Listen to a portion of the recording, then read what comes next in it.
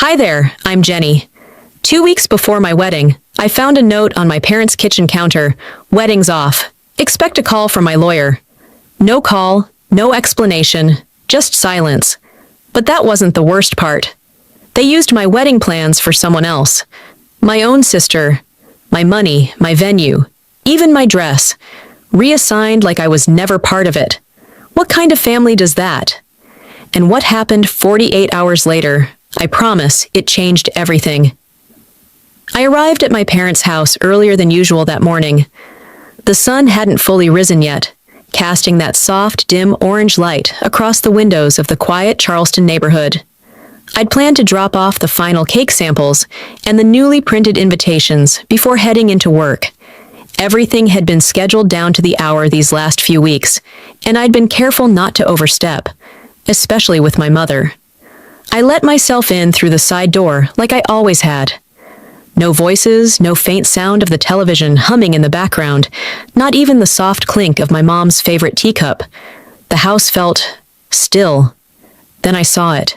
A single sheet of paper lay folded in half on the kitchen counter, right where my mother usually left cheerful post-it notes, reminders about flower pickups or seating charts. But this wasn't her usual handwriting. This wasn't blue ink with loopy curves. This was black, sharp, and cold. "Wedding's off. Expect a call from my lawyer." That was it. No greeting, no signature, no damn explanation. For a moment, my body just froze. No breath, no movement.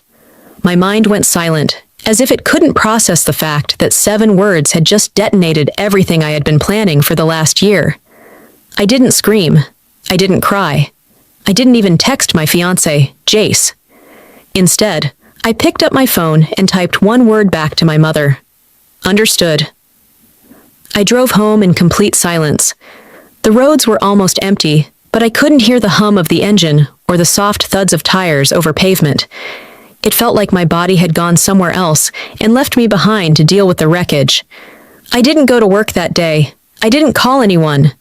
I sat on the edge of my couch, still in my shoes, replaying every conversation from the past month. What had I missed? Was it when I disagreed about the number of guests? Or when I told Karen she couldn't bring a +1 she'd just started dating? No, this wasn't sudden. This wasn't a tantrum. Someone had planned this. By nightfall, I still hadn't heard from them.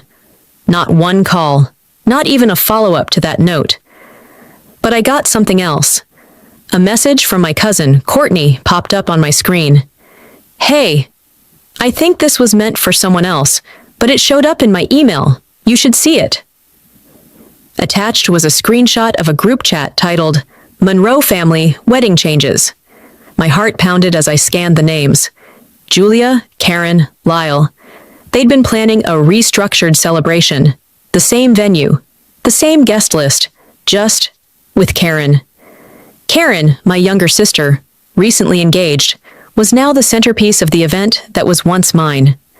The florist's invoice had been updated, replacing my name. The photographer's new draft timeline listed Karen and Zach as the couple. I wasn't just removed. I was replaced. I stared at the screen, reading the same message over and over. Karen had even joked in one message, "At least now the photos will be cute." My mom replied with a heart emoji. My fingers trembled. My vision blurred, not from tears, but from the kind of fury that only comes when someone peels your skin off slowly while smiling to your face. The worst part? I had let them manage the venue. I'd trusted them with the deposits, the accounts, the scheduling, because they were family. Because they told me it was easier that way. Easier to erase me? I thought back to the time Mom insisted we pick a neutral dress. "Something simple," she'd said, "so you don't overshadow the room."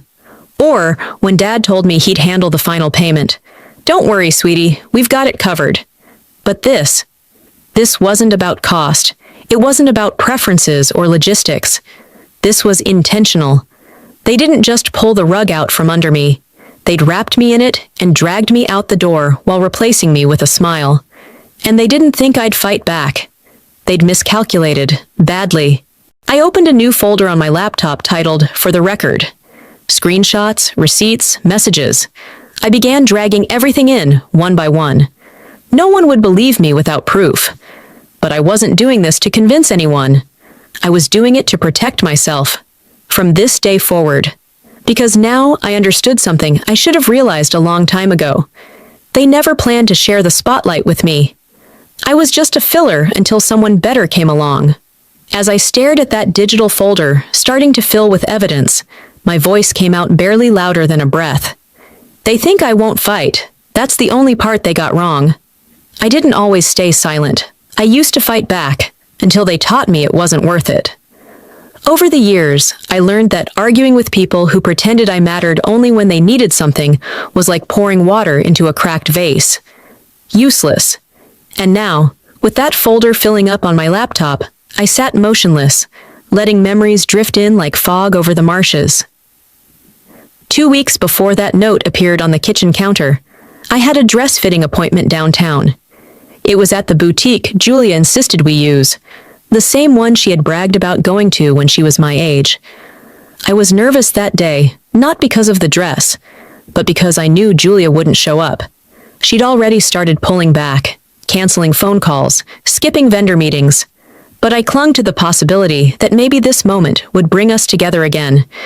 She didn't come, but someone else did. Karen. She strolled in late, latte in hand, fake surprised. "Oh, I didn't know you were here today," she said, flashing that rehearsed smile I'd seen her use on waiters and gym trainers. The boutique owner looked confused. "You're not the bride?" Karen laughed like it was all a big mix-up. "Not today," she said.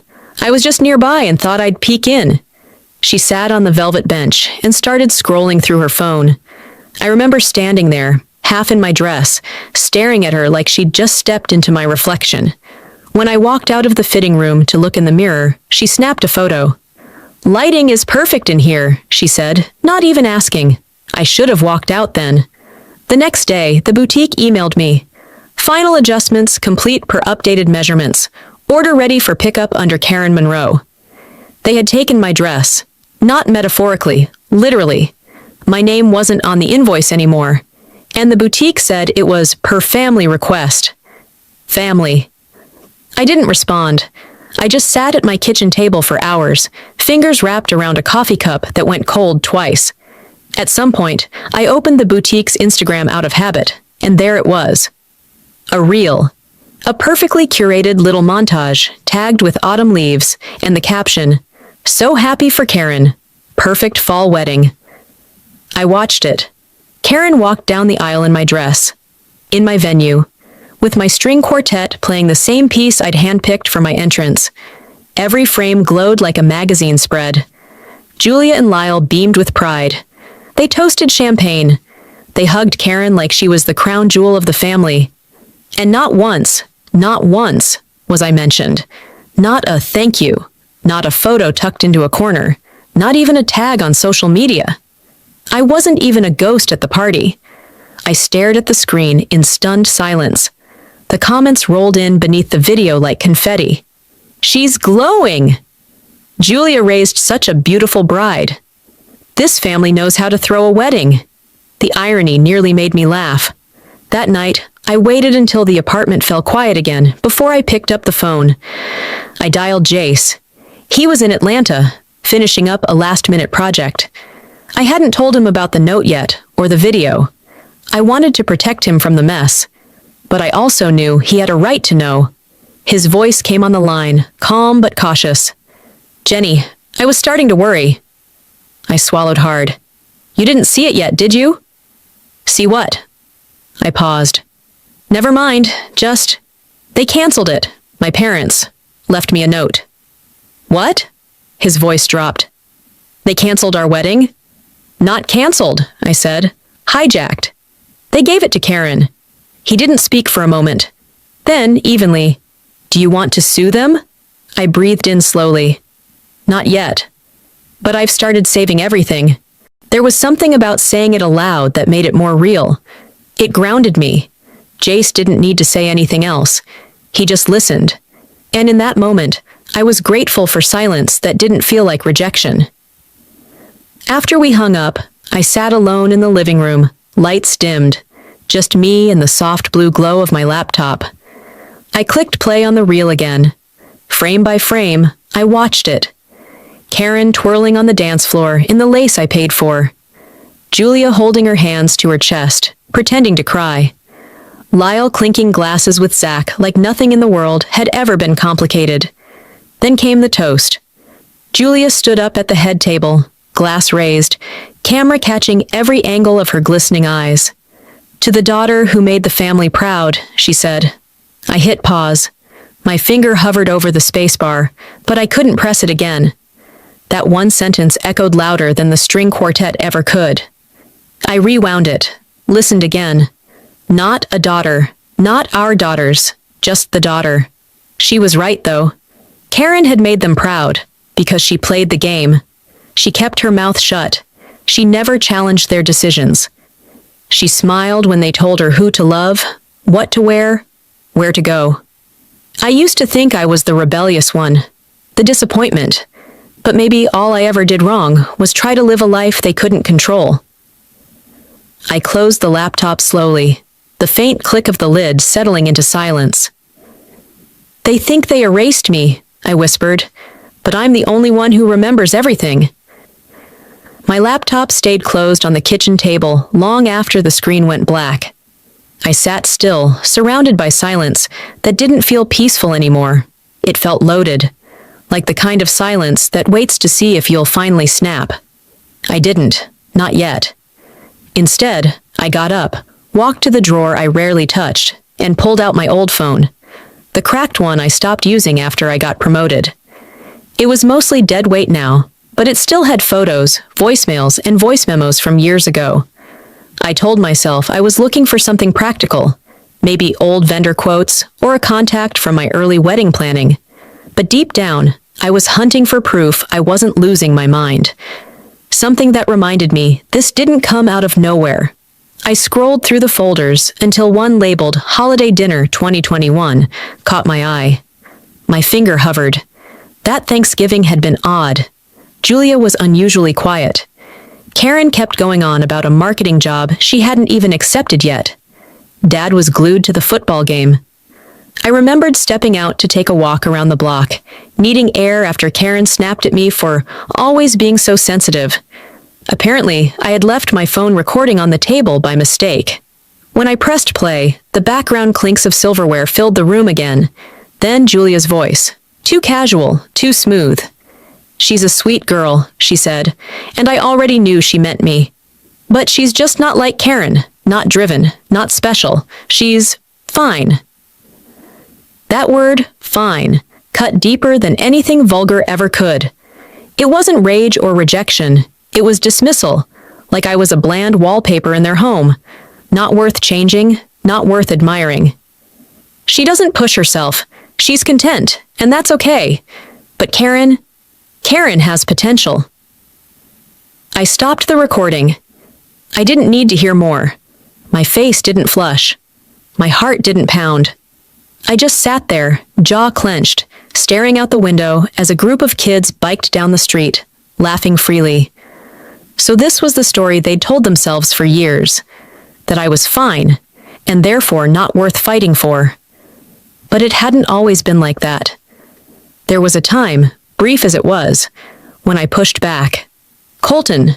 6 years ago, he had been the first person I ever let in fully. The kind of man who planned weekend trips and surprised me with used books he thought I'd like. I remember the afternoon he invited me to Edisto Beach, just the two of us. We were supposed to leave Friday morning. Instead, I woke up to a message.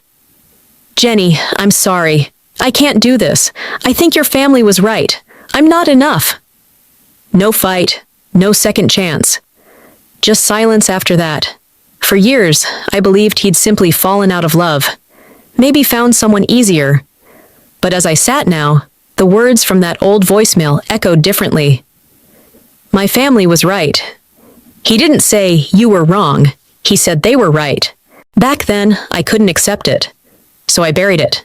Never told anyone, not even Jace. I reached for my water glass and stared at the condensation trail it left on the table. I wasn't crying. There weren't any tears left for this version of myself. Instead, I stood and walked to the cabinet above the fridge. That's where I kept the documents. The mortgage I signed alone, the receipts from the wedding venue, a printed spreadsheet Julia insisted on managing. To keep things in order, she had said. Every page I pulled confirmed something deeper than mismanagement. This wasn't chaos. It was strategy, the kind that erased me slowly, so by the time I noticed, I'd already disappeared. They'd taken my wedding, my voice, my dress. What else had they stolen in the name of family? The worst part wasn't what I found. It was how easy it was to find. A clean sweep. No record of deposits made under my name. No recognition of my work. The guest list, edited weeks ago, had my email removed. The floral arrangements were now listed under Karen M. My entire presence, scrubbed. I whispered the question again as I sat back down, a whisper that didn't feel rhetorical anymore. What else have they taken? And for the first time, I didn't feel guilty for asking. That moment of stillness was broken by the sharp ring of my phone. Unknown number. I usually let those go, but this time, something in my gut made me press accept. Jenny? The voice asked, nervous, familiar. I didn't answer right away. It's Colton, he said. I heard about your wedding, and I thought, maybe you should know more about what happened back then. The room spun slightly, not from surprise, but from recognition. This wasn't a ghost returning. It was a piece of the puzzle I'd never been allowed to hold. I leaned forward, pressing my palm to my forehead. A familiar ache built behind my eyes. I kept my voice calm. I'm listening. Colton didn't hesitate once I said I was listening. She threatened me, Jenny. I didn't know what else to do. His voice cracked, but I didn't speak. I needed the full story, not comfort. She didn't just tell me to back off. She called my office, my manager, said I was involved with someone who had mental instability, that you were emotionally fragile, needed constant care, and that our relationship was affecting your health, that I was contributing to it. I gripped the edge of the kitchen counter, steadying myself. My knuckles ached from how tight my hand clenched the phone. I said nothing, but inside, something collapsed. Not like a building that falls, more like a dam that quietly cracks, piece by piece, until the flood becomes unstoppable. She said if I really loved you, I'd walk away so you could focus on yourself. And I believed her. I thought I was doing the right thing. He paused. I could hear it, the regret, the weight he'd been carrying all these years. I'm sorry. I know it doesn't fix anything. I nodded, even though he couldn't see it. My voice came out calm, nearly flat. It doesn't, I said. But thank you for telling me. We exchanged no goodbyes. I hung up, placed the phone on the table, and stared at the window, where the streetlight outside glowed over empty pavement. Then I picked up my own thoughts like shards on a tile floor, fitting them into something resembling a timeline. The pattern was clear now, not just in hindsight, but in cold, deliberate detail. Control. Julia didn't just block my path, she bulldozed it and then told me I had no sense of direction. The next morning, I sat at the kitchen table with my coffee going cold. My fingers hovered over Jace's contact. He hadn't reached out in days, and I'd been grateful for the space. But now, I needed answers only he could give. When he picked up, his tone was cautious. Hey, he said, I need you to be honest with me, I said, and I need you to do it now.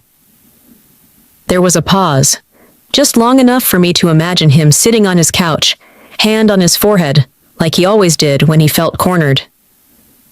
I know what this is about, he said, and you're right to ask.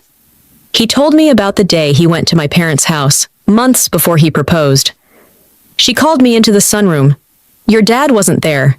She had a folder, said it was something to help me make the right choice before the engagement. He sighed. Inside were copies of your old credit statements from years ago, notes about your panic attacks after college, even your ER bill from when you fainted at work. She told me she kept them for emergencies. And the prenup? I asked. Jace hesitated. She had one drafted. Said it was just precaution. To protect the family's assets in case things didn't work out. Did you sign it? No, but...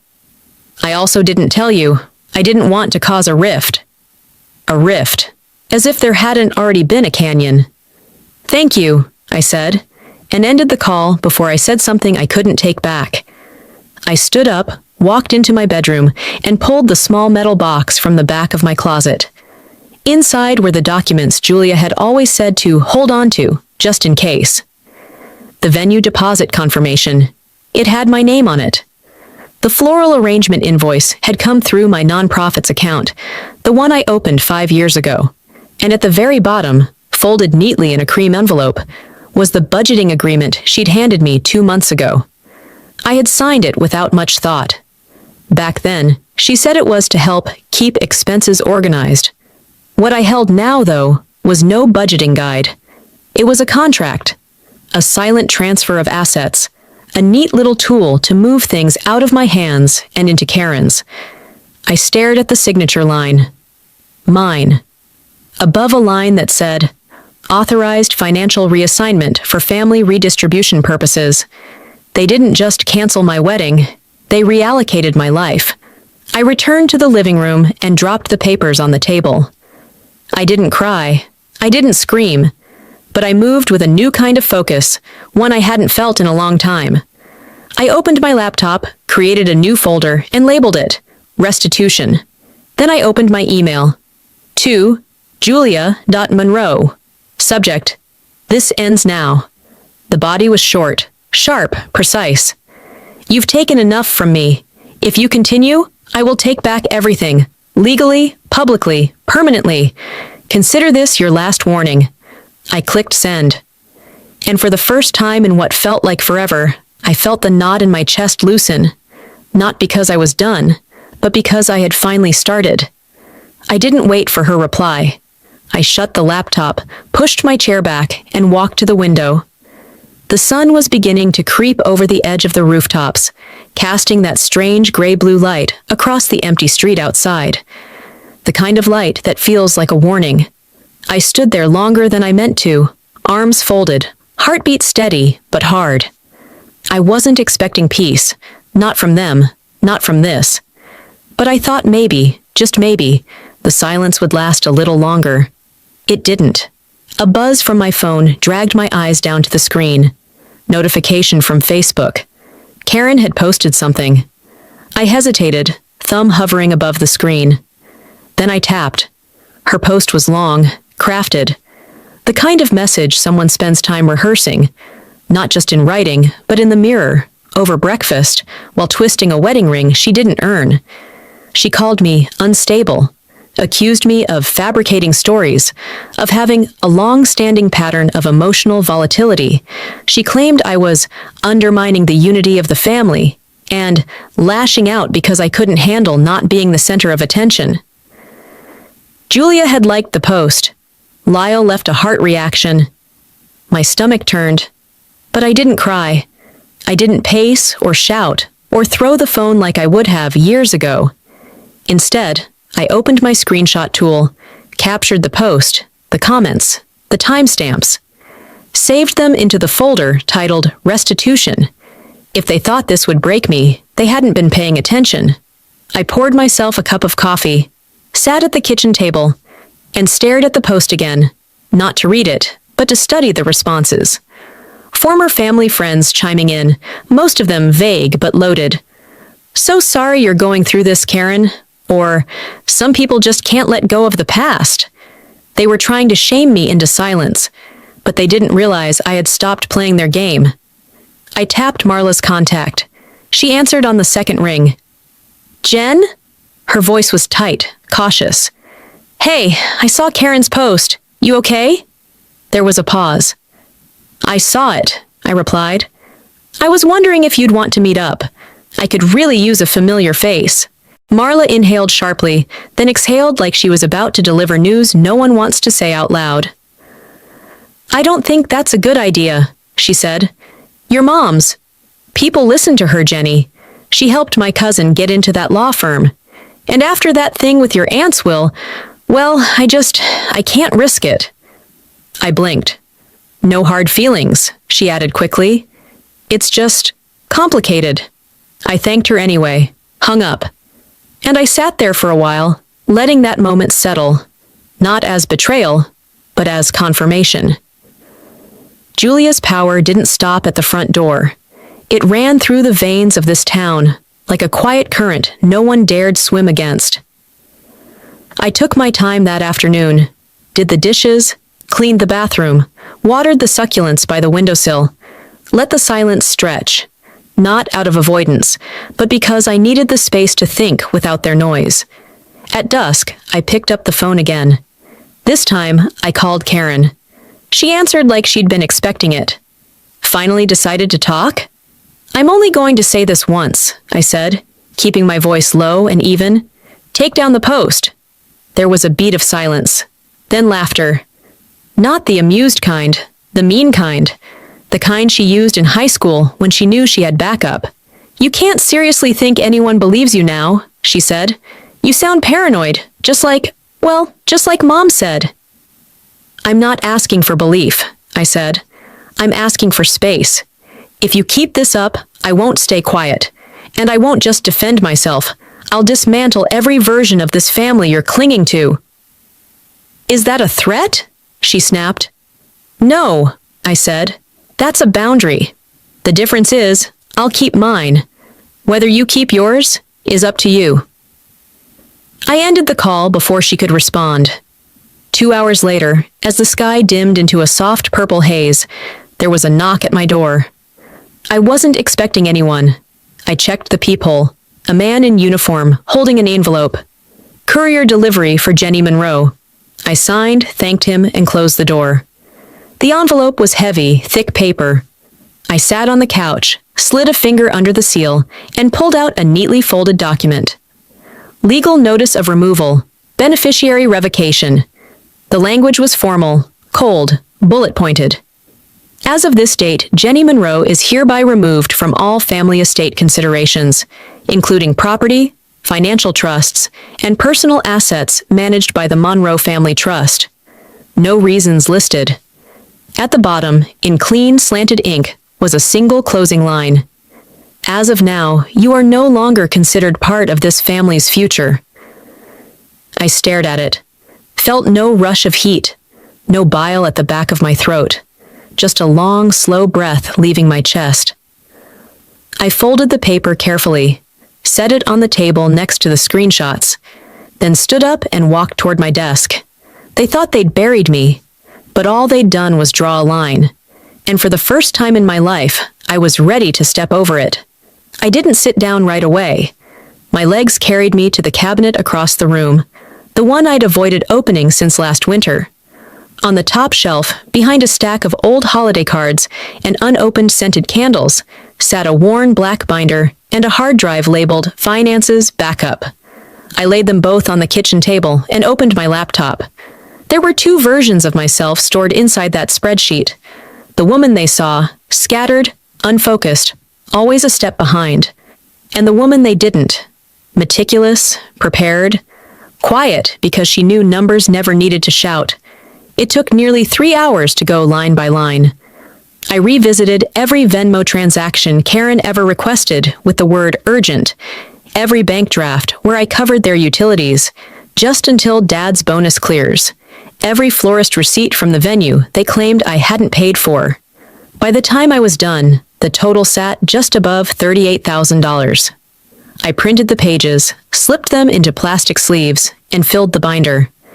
Then I labeled it Ledger of Record. I wasn't building a case. I was building a wall they couldn't pretend not to see. Around noon the next day, I stepped out for a walk, just to clear my head. I didn't get 2 blocks before my phone vibrated. Login failed. Shared Dropbox folder, Monroe Family Planning. Another buzz followed. Access revoked. Joint house account. I stopped in my tracks. The sidewalk felt narrower somehow. The world didn't tilt. It just clarified. I called the bank immediately, pressing 0 until I reached a human. I need to confirm activity on an account I co-managed, I said. giving the details flatly. The rep pulled it up. There was a change submitted last night. A power of attorney form from Mr. Lyle Monroe, revoking your co-ownership. Was it notarized? Yes, ma'am. Then you'll need to see my file, I said. I'm sending over documents now. Until you sort this out, freeze the account. That money is in dispute. She hesitated, but my tone didn't. Within 20 minutes, the freeze was confirmed. I didn't feel triumph. I felt something sharper, like setting a bone that had healed crooked and finally snapping it into place. Back home, I made another folder. Titled it, In Case of Public Denial. Inside it went everything that proved my version of this story wasn't a narrative. It was a timeline. Text messages from Karen promising repayment. Email threads with Julia discussing shared costs. Digital contracts signed under my name for venue services, now credited to them. I didn't plan to post them, but I wanted them ready. People like my family didn't fear confrontation. They feared being unmasked, not with emotion, but with receipts. And that was the one thing I'd always kept. I closed the laptop, stood up, and made tea. The act was simple, mundane even, but it steadied me. My hands didn't shake as I poured. My breath didn't hitch when I sat back down. I wasn't waiting for them to fix it anymore. I wasn't even waiting for justice. I was laying brickwork. At 8:17 p.m., my phone rang. It was an unknown number, but I recognized the area code, my old banker's office. I answered on the second ring. Ms. Monroe? Yes. This is Allison from McAllister Financial. I think it would be best if you came in tomorrow. We received a document this morning. It lists your signature, but something about it didn't sit right with me. What kind of document? It references property reassignment, partial title transfer on a home under the Monroe family umbrella. We flagged it because your existing file shows no prior authorization. My chest didn't tighten, my voice didn't rise. Do you still have it? Yes. Keep it secure. I'll be in at 9. She paused. You'll want to bring any legal paperwork that contradicts what we received. I looked at the binder sitting on my kitchen table. I've got plenty. After the call, I turned off all the lights except one over the sink. I stood there for a moment, the glow catching the edge of the binder's spine. They'd taught me to be polite, to not raise my voice, to apologize even when I wasn't wrong. But they never taught me what to do when I stopped caring what they thought. And now they'd picked the wrong thing to forge. Morning broke with the kind of chill that didn't come from the weather. My shoes echoed through the office lobby, muted by the heavy carpet, but my steps were precise. I'd worn navy, clean, professional, forgettable. I didn't need to stand out today. I needed to stand tall. At 9:26 a.m., our front desk buzzed. Jenny? Sharon, the receptionist, called across the open space. There's a delivery for you. I turned toward her just as a man in a gray blazer stepped into view, holding a document tube and a clipboard. Jenny Monroe? He asked, expression neutral. I nodded. You've been served. He placed the envelope in my hands, had me sign, and left before I could say a word. I walked back to my desk slowly, sat down, and peeled the seal open. Civil complaint, Monroe vs. Monroe. I scanned it. Paragraphs of inflated claims. They accused me of embezzling family funds intended for the original wedding. Claimed I had authorized venue upgrades outside agreed budgets, that I'd suffered repeated emotional instability that rendered me unfit to manage financial matters. My name was twisted into a caricature of chaos. The lawsuit didn't just seek money, it sought to label me untrustworthy, volatile, dangerous. Around me, the office hummed too quietly. I felt eyes flick toward me and away just as quickly. I closed the packet, opened my email, and typed, Subject, Defamation claim, Monroe family. Add this filing to our counterclaim. Defamation, malicious intent, reputational damage. Let's respond swiftly. I didn't need revenge that made noise. I needed revenge that came with a docket number. That afternoon, the door of the past opened wide. A call came through to my work line from a number I didn't recognize. "This is Jenny." "Jenny, it's Victor Lang." I leaned back. Victor had been my mother's PR shield for as long as I could remember. He'd been the man who spun Julia's missteps into inspirational quotes. The one who'd told newspapers that our family was resilient when whispers of misused funds at her charity circled 10 years ago. Now, he sounded like someone playing both sides. "I just wanted to reach out," he said, smoothing his tone like a politician, "and say, you might want to let this play out quietly. Sometimes the noise dies faster if you don't feed it." "You're worried about Julia's image," I replied. "You should be. It's hanging by a thread, and this time, she's the one who handed me the scissors." There was a pause. A deep inhale. "Jenny, these things spiral. Be smart." "I am being smart. That's what scares you." I ended the call. That evening, I stayed off social media. But the universe didn't return the favor. My phone buzzed with a notification. Julia Monroe posted a new status update. I didn't click right away. I waited. Took a sip of the chamomile tea I didn't want, but had made out of habit. Then I opened it.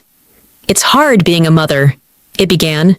"You try to raise your children with compassion. You sacrifice. You guide.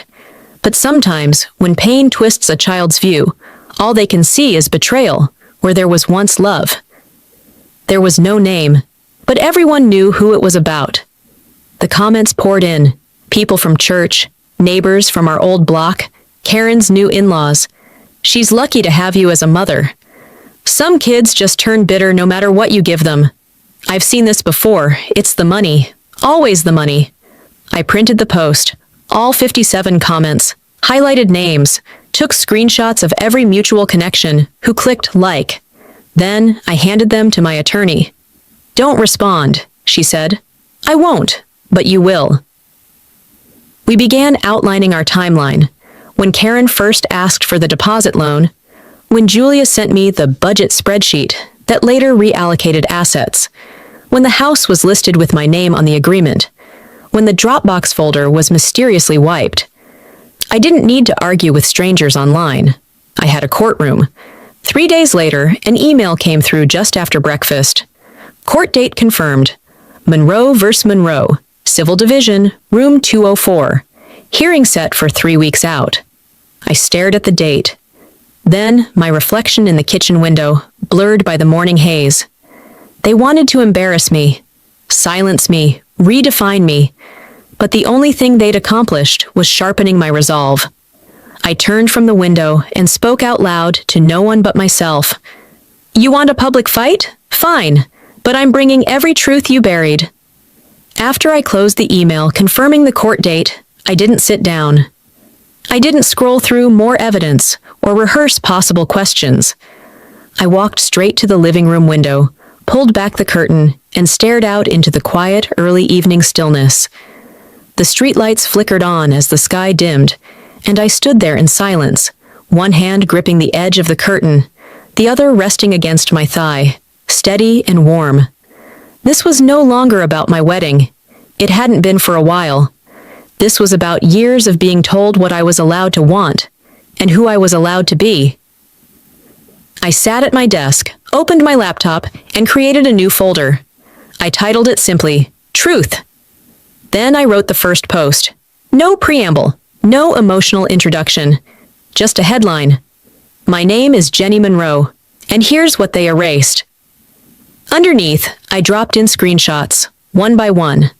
Bank transfers from my account to Karen's over the past 5 years, labeled venue deposit, catering emergency, travel reimbursement. The agreement my mother had handwritten, initialed JM, with promises to reimburse half the wedding expenses once family stability was achieved. A clipped video, shaky from my phone camera, of Julia sitting in my apartment kitchen last spring. Her voice low, sharp. If you love him, you'll sign it. If you don't, you'll destroy everything we've built for you. Do you want to be another mistake? I added the Venmo trail. The florist invoice with both our names, but only my signature. The guest list with red lines over my friends' names. No commentary, no hashtags. Just cold, careful documentation. I hit post and turned off the screen. When I woke up at 6:20 the next morning, the thread had been shared over 3,000 times. Comments rolled in faster than I could read. Strangers, former classmates, quiet supporters, who had watched from the sidelines for years, and people asking questions. Why would a family do this to their daughter? Jenny, you're not alone. This is what generational manipulation looks like.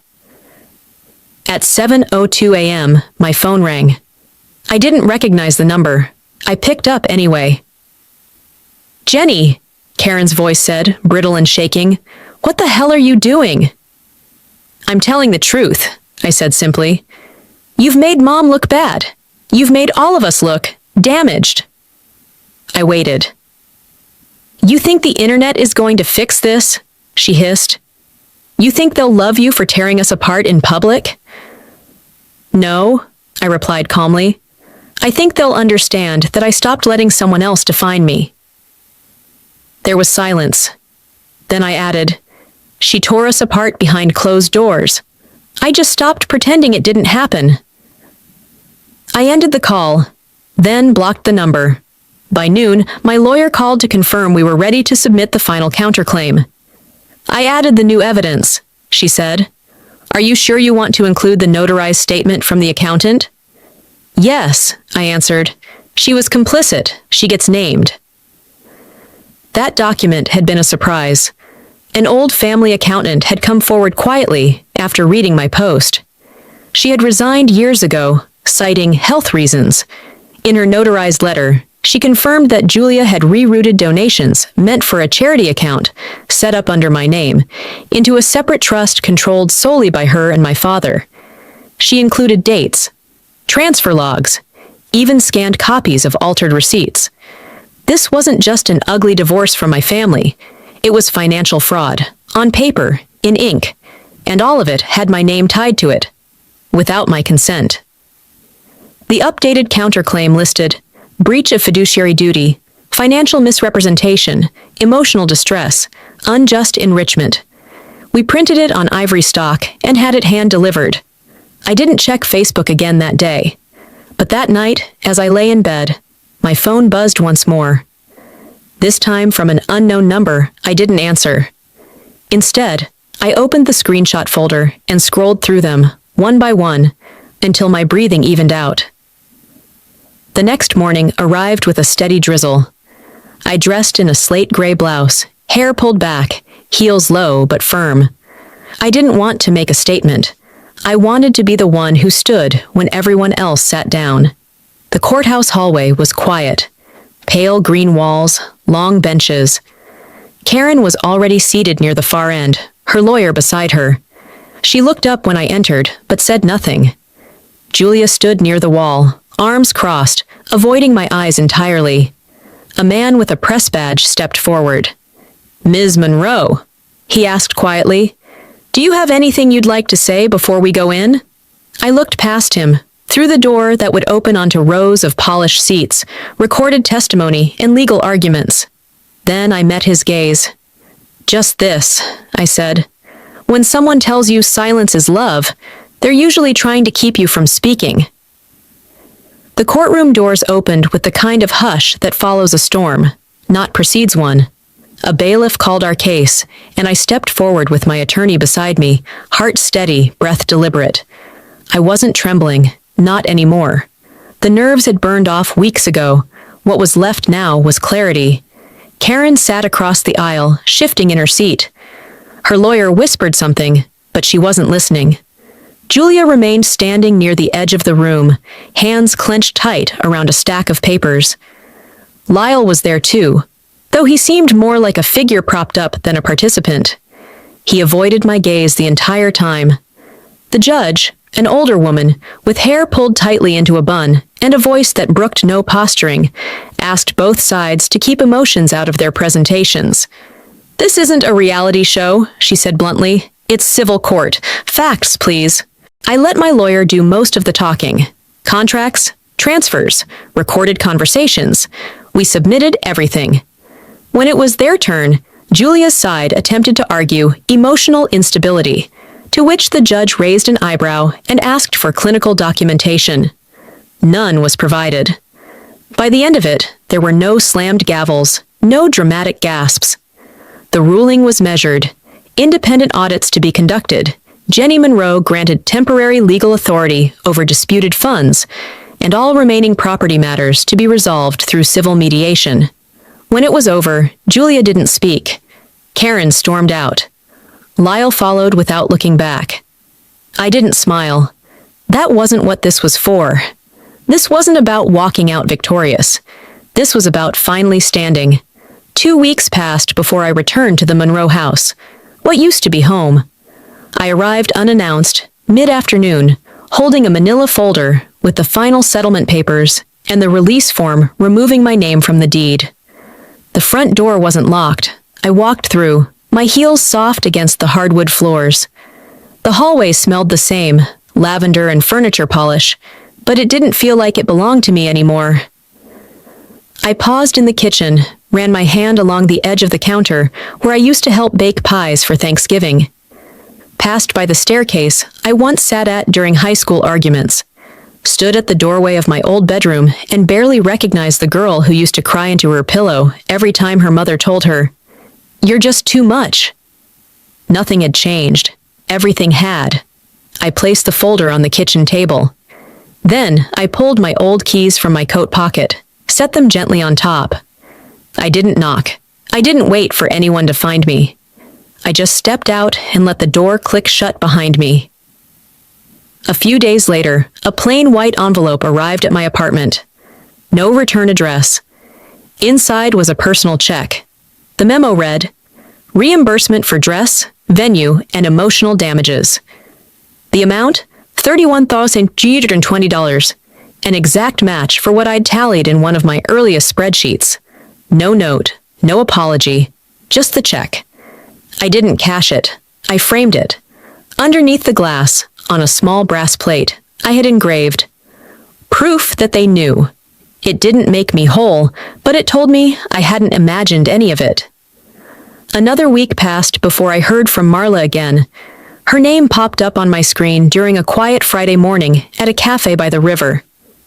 "I saw what you did," her message read. "If you ever need a partner for what's next, I'm in." I took a sip of my coffee, watching a pair of ducks skim across the surface of the water. My laptop was open, cursor blinking on a new document titled Monroe and Wells, Advocacy and Legal Planning for Women in Crisis. The idea had been brewing ever since the courthouse, because for every woman like me who found her way through the noise, there were 10 more still stuck inside it, wondering if they were the problem. I set my mug down, typed the first sentence of the mission statement, then stopped to read it back aloud. "Freedom isn't loud," I whispered. "Sometimes it's just the sound of no one calling you back." And that, more than any verdict or headline, was the ending I'd been waiting for. Sometimes the hardest battles aren't the ones fought in courtrooms or over dinner tables. They're the ones where you finally choose yourself over being accepted. If there's one thing I've learned through all of this, it's that family isn't built on silence or submission. It's built on respect, accountability, and the freedom to speak your truth, even when it shakes the room. I didn't win by hurting them. I won by stepping away, by reclaiming the parts of me they tried to rewrite. And maybe that's the real lesson here. Closure doesn't always look like justice served in headlines. Sometimes it's just peace. And a quiet morning where no one's trying to control your life anymore. What about you? Have you ever stayed silent to keep the peace, only to realize you were sacrificing yourself in the process? I'd love to hear your thoughts. If this story resonated with you, drop a 1 in the comments or tell me where you're watching from. And if it didn't sit right with you, let me know why. I'm here to listen. If you'd like to hear more stories like this, real, raw, and deeply human, make sure to subscribe to the channel so you don't miss what's next. You deserve to be heard. Let's keep the conversation going.